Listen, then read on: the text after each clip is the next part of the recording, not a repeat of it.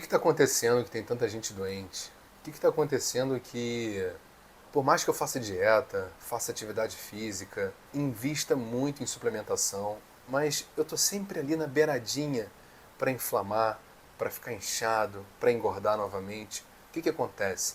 O que isso mostra pra gente? Isso mostra pra gente que nós estamos com uma dificuldade muito grande de lidar com os alimentos. Nós estamos com uma dificuldade muito grande de absorver, manipular esses alimentos internamente e distribuir para todos os tecidos. Por que isso acontece? Por que provavelmente a grande maioria da população tem sintomas inflamatórios? Ou seja, a comida virou algo que ou ela está certinha e você está convivendo com aquilo, ou então qualquer deslize você fica mal. Acontece que nós estamos com muita dificuldade de lidar com essa comida. Provavelmente, ao longo de muito tempo, o que vem se expressando através da nossa genética e vem passando por hereditariedade, ocorre um excesso de alimentação. Nós cultivamos agricultura, pecuária, hoje em dia temos uma geladeira que tem ali a hora que nós quisermos, seja por fome ou seja por instabilidade emocional, podemos ingerir alimentos e muitas das vezes alimentos com altíssimo valor calórico e às vezes processados com estimulantes, conservantes e tudo mais que possa aumentar aquilo que nós chamamos de sabor para que dê uma sensação de conforto e de prazer. Só que com o passar do tempo, de geração para geração, isso foi se acumulando do ponto de vista genético.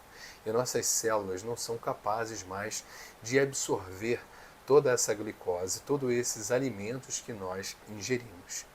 Então o problema são com os hormônios que fazem com que a gente consiga captar essa glicose? Não. Esses hormônios muitas das vezes eles estão lá em cima. O corpo, as vísceras estão produzindo uma quantidade enorme desses hormônios, como por exemplo a insulina, para fazer com que você utilize cada vez melhor esses alimentos, essa glicose. Mas ainda assim, as nossas células, principalmente aquilo que se refere aos nossos músculos, não conseguem utilizar tão bem esses alimentos. O que fazer?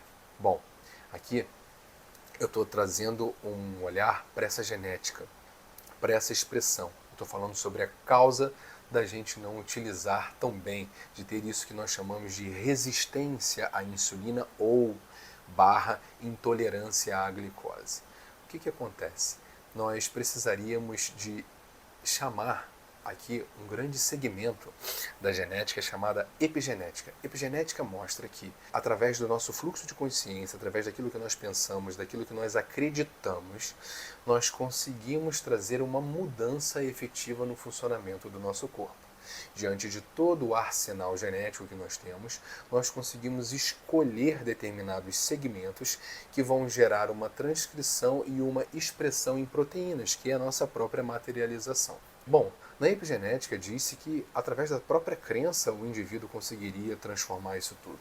Mas isso é um pouco distante da realidade da maior parte das pessoas. Por quê? Porque isso precisaria de uma mente ou com um volume de pensamentos, um turbilhonamento muito baixo para que tenha essa concentração de trabalhar essas afirmações, essa coisa toda.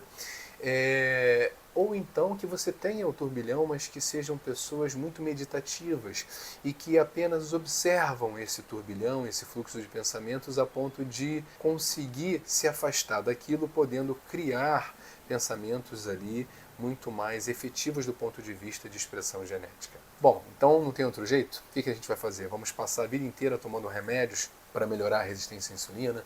Vamos passar a vida inteira nos tratando para isso? Bom, o tratamento é fundamental, porque nós precisamos evitar as complicações dessa hiperglicemia, dessa incapacidade de lidar com os alimentos na circulação, mas existe aqui um grande segredo, existe aqui uma grande ferramenta que vem junto dessa questão da epigenética, mas que não trabalha apenas com crença, trabalha com função, funcionalidade.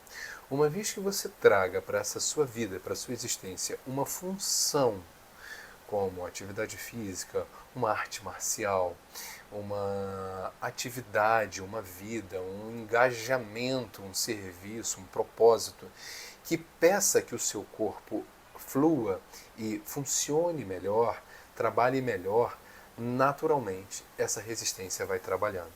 Então, isso ainda é epigenética, isso ainda é a manipulação daquilo que nós materializamos através daquilo que a gente acredita. Mas eu quero trazer aqui a importância daquilo que você se coloca como função.